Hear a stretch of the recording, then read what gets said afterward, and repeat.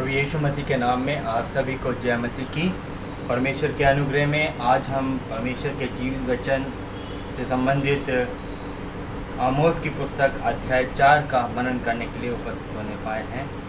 और आज हम अध्याय 4 एवं अध्याय 5 दोनों को हम एक साथ देखेंगे, क्योंकि इसमें परमेश्वर के द्वारा कहे गए विशेष संदेश जो वो इज़राइल एवं यहूदा के विषय में रखता है। आज हम उन सभी संदेशों पर मनन करेंगे और निश्चय है परमेश्वर के अनुग्रह में हमारे लिए आज का ये वचन अर्थात अध्याय 4 एवं 5 आशीष का कारण बनने पाएगा। और मैं आपको बता दूं कि ये हमारी आमोस की पुस्तक का जो अध्ययन है उसका आज ये अंतिम शीर्ष है, जो मेरे द्वारा यहाँ पर आपके सम्मुख प्रस्तुत किया जाना है।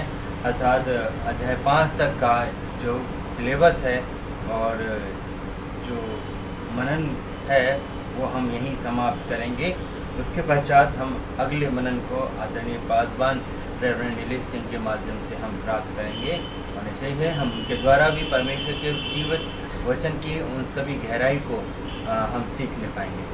अध्याय 4 जिसमें हम परमेश्वर के दूसरे संदेश के विषय में पाते हैं। जैसे कि मैंने आपको बताया था कि पुस्तक का जो कथा सार था उसमें अध्याय 3 से अध्याय 6 तक हम परमेश्वर के वचन के उन संदेशों को पाते हैं, जिसमें हम पहला संदेश जो कि हमें अध्याय 3 में मिला हम समाप्त कर चुके हैं। और अब दूसरा संदेश जो हमें अध्याय 4 में मिलता है उस पर हम मनन करेंगे। और उसके साथ साथ फिर हम अध्याय 5 पर पहुंचेंगे और फिर हम उसमें परमेश्वर के तीसरे संदेश को हम प्राप्त करेंगे।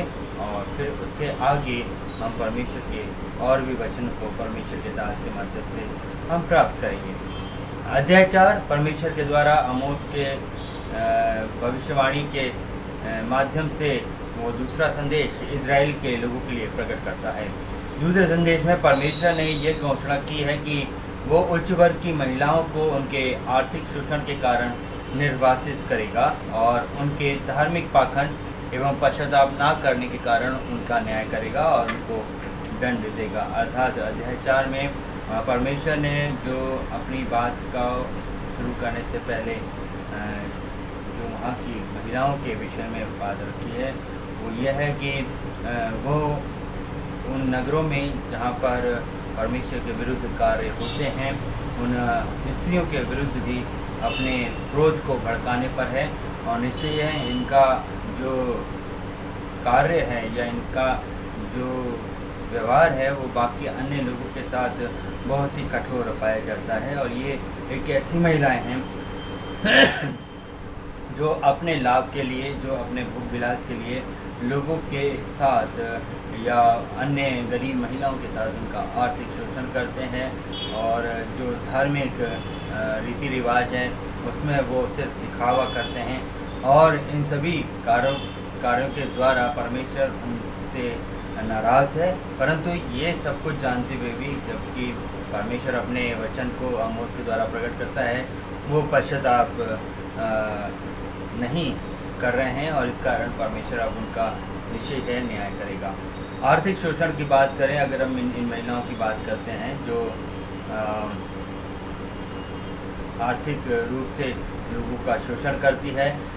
दरअसल उच्च वर्ग की स्त्रियों को परमेश्वर ने अपने वचन में बाशान की गाय कहकर पुकारा है। और ये बाशान की गाय कहकर इसको इसलिए पुकारा जाता था क्योंकि बाशान गलील की झील के पूर्व अपनी हरी भरी चराइयों और हष्टपुष्ट पशुओं के लिए प्रसिद्ध था। अर्थात बाशान एक स्थान है जो एक अच्छा हरा भरा चरागाह है। और निश्चय ये है कि इस हरे भरे स्थान पर जो पशु थे या जो छोटे जानवर हैं, चाहे वो भेड़ बकरी हो चाहे गाय बैल हो, उनके चरवाहे उनको वहाँ पे ले जाकर चराया करते थे। और ये एक चरागाह के रूप में हम इसको देख सकते हैं। मीका की पुस्तक उसका 7वां अध्याय उसका 14 पद में भी परमेश्वर ने इस पद के द्वारा बाशान की उस चरागाह का वर्णन किया है। यहाँ पे लिखा है, तू अपनी लाठी लिए हुए अपनी प्रजा की चरवाई कर, अर्थात अपने निज भाग की भेड़ बकरियों की जो कर्मेल के वन में अलग बैठती हैं, वे पूर्वकाल के समान बाशान और गिलाद में चरा करें।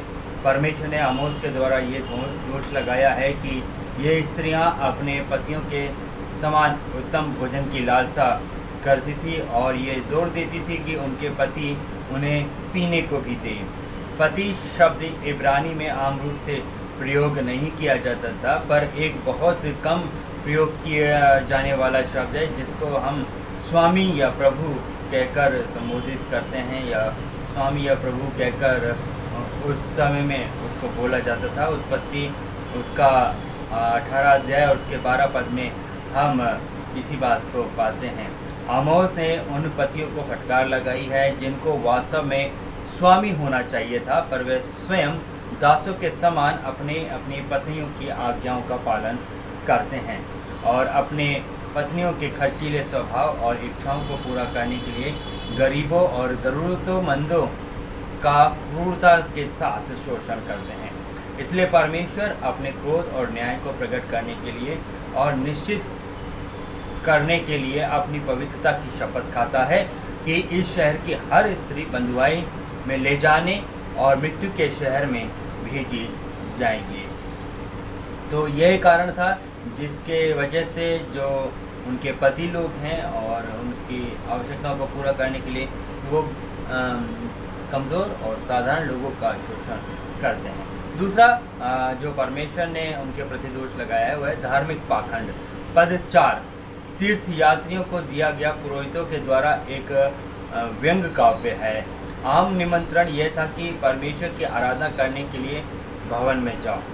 बेतेल उत्तर का पवित्र मंदिर था जहाँ पर राजा आराधना किया करता था और इज़राइल के उस भूमि के प्रवेश स्मृति में गिलगाल अपने स्मारक पत्रों के साथ 8वीं शताब्दी तक तीर्थ यात्रा और बलिदानों के लिए प्रसिद्ध केंद्र भी था। सो यहाँ पर जो एक तरीके से परमेश्वर का आह्वान है, एक तरीके से निमंत्रण है वो इन दो धार्मिक स्थानों के प्रति हम देखते हैं। पहला स्थान बेतेल और दूसरा स्थान गिलगाल को हम पाते हैं और परमेश्वर इन्हीं दो प्रसिद्ध धार्मिक केंद्र को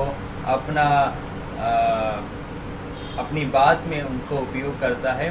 और आमोस ने इजरायलियों को आदेश दिया है कि वो अपनी सब भेंटें इन तीर्थ स्थलों में लाया करे। हर 3 वर्ष गरीबों की सहायता के लिए 10वां अंश अलग रखा जाता था और ये नियम व्यवस्था विवरण उसके 14 अध्याय के 28 पद में हम पाते हैं, जो कि एक नियमित यहूदी परंपरा है और इसको अधिकांश इजरायलियों के लिए अवश्य होता था कि वो इसका पालन किया करें, और क्योंकि ये परमेश्वर के द्वारा ठहराया गया नियम था।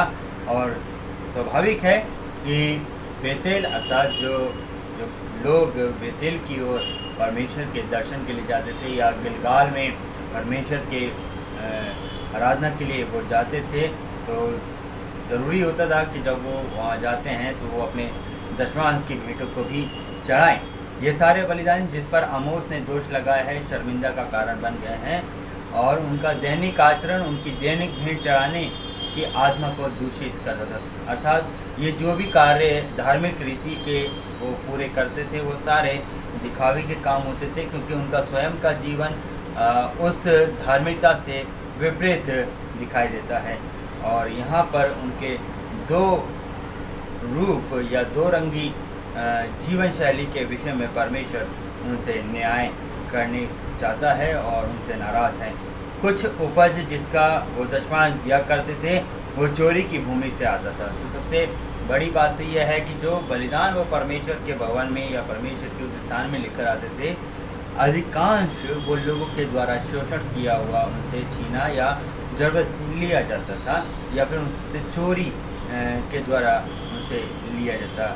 कुछ पशु वो बलिदान करते थे और वो बेईमानी से हत्याए गए पशु होते थे। और इस बात से भी परमेश्वर उनकी भेंटों को ग्रहण करने से इनकार करता है। उनकी आराधनाएं परमेश्वर के लिए घृणा का कारण बनती जा रही थी, क्योंकि वो अपनी धार्मिकता की आड़ में अपने उस गलत कामों को वो उसमें छिपाने का प्रयास कर रहे थे। तीसरी बात जो है वो पश्चाताप करने से इनकार। जैसा कि आरंभ में हमने पढ़ा कि परमेश्वर उनको आह्वान देता है, लेकिन वो अपने उन कार्यों से फिरना नहीं चाहते, वो मन फिराना नहीं चाहते हैं और वो पश्चाताप भी नहीं करना चाहते हैं। हर एक ताड़ना के बाद परमेश्वर पश्चाताप की आशा करता था, पर इजराइल ने इनकार किया। इसके बावजूद भी लोग अपने आर्थिक शोषण और धार्मिक पाखंड में बने रहे। मतलब ये जो कार्य है वो उनमें निरंतर होता ही है। परमेश्वर ने उन्हें खाली पेट कर दिया था ये, और जैसे कि वचन में लिखा हुआ आया है, दांत साफ करने का अर्थ है। दांत साफ करने का अर्थ यही था कि परमेश्वर ने उनको बिल्कुल खाली पेट कर दिया कि जब कुछ खाने के लिए है ही नहीं तो दांत गंदे कैसे होंगे। सूखे और भूखमरी ने पूरी भूमि, हर नगर और हर शहर को प्रभावित कर लिया था, फिर भी लोग परमेश्वर की ओर नहीं मुड़े। अतः परमेश्वर ने उनके कामों के कारण उनको दंडित किया। परमेश्वर अक्सर अपने लोगों को सिखाने के लिए और उनको पश्चाताप करने के लिए अपने न्याय में कई प्राकृतिक विपत्तियां को प्रकट करता है, जिसमें प्रमुख रूप से या तो अकाल या सूखा पड़ता था, या फिर परमेश्वर उनके सब्जी, फल, बगीचे, दाग को सुखाकर मरुस्थल में बदल देता है, या फिर कीट या टिड्डियाँ जैसे छोटे छोटे कीड़ों के द्वारा उन फसलों को नाश कर देता था। ये सारी प्राकृतिक आपदाएं हैं। या फिर युद्ध के कारण महामारी उनमें फैल जाती थी। कुछ गांव या शहर में प्राकृतिक रूप से आग भी एक नाश का कारण हो जाती थी। क्योंकि इजराइल इन ताड़नों का इनकार करता है और अपनी पाप में दशा को जारी रखा है, इसलिए परमेश्वर उनके दंड की न्याय की घोषणा निरंतर जारी रखेगा। साथ ही हम परमेश्वर के वचन में और भी आगे बढ़ेंगे तो हमें यहाँ पर और भी जानने के लिए बात मिलती है, और वो ये है कि जब हम परमेश्वर के इस दूसरे संदेश को जो उसने इजराइल के विरुद्ध, उनकी स्त्रियों के विरुद्ध, उनके लोगों के विरुद्ध, उनके धार्मिक पाखंड के विरुद्ध अपने संदेश को प्रकट किया है, वहीं हम अध्याय 5 में भी आते हैं। अध्याय 5 में हम परमेश्वर के तीसरे संदेश को पाते हैं। तीसरे संदेश में परमेश्वर अपने न्याय का विवरण देता है, अर्थात वो न्याय क्यों करने जा रहा है, या वो न्याय किस रीति से कर रहा है, कैसे वो अपने न्याय को उन लोगों के लिए रखना मांग रहा है। आमोस ने लोगों को बुलाया कि वे उनकी मृत्यु पर विलाप को सुने। विलाप सामान्य रूप से एक शोक की कविता होती थी, जो कि किसी रिश्तेदार या अगुए या मित्र के अंतिम क्रिया के दौरान उसे गाया जाता था, और ये एक गाया जाने वाला गीत होता था। यद्यपि यारोबाम द्वितीय के शासनकाल में इजराइल अपनी संपन्नता पर था, मतलब वो बहुत ही ज़्यादा फल फूल रहा था, फिर भी उसका न्याय होना संभव था। तलवार से घात होकर गिरना, परमेश्वर का ये कथन एक काव्यात्मक कथन है जो उसने आमोस के द्वारा इजराइल के बीच में कहा है, इजराइल के लोगों को। इजराइल की कुमारी कन्या गई, अर्थात वो गिर गई या उनका पतन हुआ। ये राज्य जिसने अपनी युवा शक्ति में जवानी के चरमों ऊंचाइयों पर थी और ऊंचाइयों पर होने के कारण उनका ये विचार किया गया है कि वो अपने शीर्ष पर हैं, परंतु वो समय से पूर्व गिर जाएंगे। वो अपनी ही भूमि में युद्ध में मर गई, उसकी देह लावारिस पड़ी है और स्वयं परमेश्वर के द्वारा त्याग दी गई है। कोई उसे उठाने वाला नहीं है, कोई उसे जीवन देने वाला नहीं है। उसकी सेना का बहुत बड़ा भाग नष्ट कर दिया है। दरअसल इजराइल की कुमारी कन्या से मतलब ये है कि जिस तरीके से एक जवान बेटी या बेटा या जो भी बालक है वो जब अपने जवानी के बिल्कुल शीर्ष पर होता है, ठीक वैसे ही इजराइल भी एक स्त्री के रूप में संबोधित किया गया है और एक ऐसी कुमारी कन्या के रूप में संबोधित किया गया है जो अपने विकसित होने पर, अपने बढ़ने पर बिल्कुल वो अपने शीर्ष पर पहुंच गई है। लेकिन परमेश्वर उसके लिए कहता है कि निश्चय है वो फिर से गिराई जाएगी। व्यक्तिगत पश्चाताप के लिए परमेश्वर अपनी बुलाहट यहाँ पर रखता है। राष्ट्रीय स्तर पर न्याय सुनिश्चित था और इसलिए बेशर्बा यहूदा के राज्य के दक्षिणी भाग में था।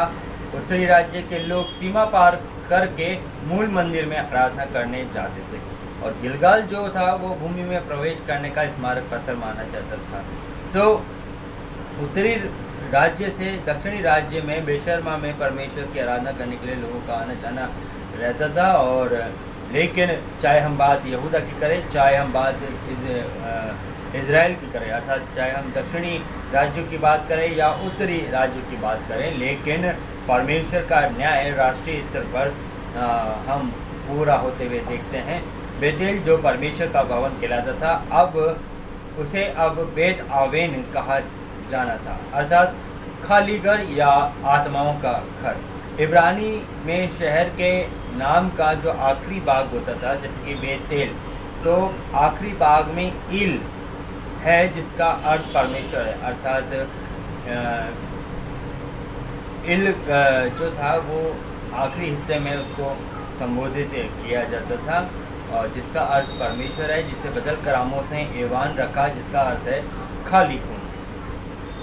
और ये परमेश्वर का न्याय बताता है कि यदि आप व्यक्तिगत रूप से पश्चाताप नहीं करेंगे, अपने इस धार्मिक पाखंड से आप नहीं फिरेंगे और लोगों का शोषण करना बंद नहीं करोगे, तो परमेश्वर तुम्हारे नगरों को, तुम्हारे स्थान को, तुम्हारे उन धार्मिक स्थलों को वो बिल्कुल खाली कर देगा। कानूनी अन्याय का दोष जो अगला हम परमेश्वर आमोस के द्वारा इज़राइल को प्रकट करता है, वो यह है कि परमेश्वर के न्याय का एक कारण यह भी है कि वो भ्रष्टाचार भी था, और एक ऐसा भ्रष्टाचार जो न्यायालयों में विद्यमान पाया जाता था।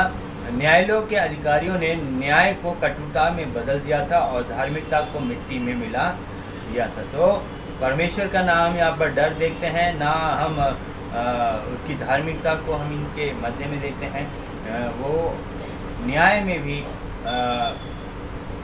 उसको बिगाड़ देते थे और जाहिर है कि न्याय बिगाड़ने के लिए हम अक्सर गलत चीज़ों का उपयोग करते हैं। और यहाँ पर भी हम किसी चीज़ को देखते हैं कि वो न्याय लेने के लिए काफ़ी लेन देन, घूसखोरी और झूठी गवाही, इन जैसे साधनों का वो बहुत उपयोग करते थे। और परमेश्वर न्याय के बिगाड़ने से नफरत भी करता है और यही कारण से परमेश्वर को न्याय देगा। व्यक्तिगत पश्चाताप के लिए परमेश्वर आह्वान करता है। लोगों के लिए संभावना अब भी है कि वो अपने आप को पड़ोसी राज्यों से अलग कर लें। यदि वो बुराई की नहीं भलाई की खोज करें तो वो जीवन में प्रवेश करने पाएंगे, अर्थात जीवित रहने पाएंगे। यदि वो न्यायालय में न्याय करें तो परमेश्वर भी उनका न्यायकर्ता ना होकर उनका रक्षक हो जाएगा। चौथे संदेश को हम इसी अध्याय में पाते हैं। चौथा संदेश में आमोस ने ये घोषणा की है कि इज़राइल के धार्मिक पाखंड के कारण प्रभु का दिन विलाप का दिन हो जाएगा। जो हम इसमें देखते हैं चौथे संदेश में, पहली बात जो परमेश्वर बताना चाहता है किसी विशेष न्याय का वो भी विवरण देता है। हाय उन पर से तात्पर्य उन लोगों से है जो बहुत उत्सुकता से प्रभु के दिन की बाट जोड़ रहे थे। उनकी आंतरिक इच्छा व्यर्थ साबित होगी क्योंकि वो दिन अंधकार का दिन होगा।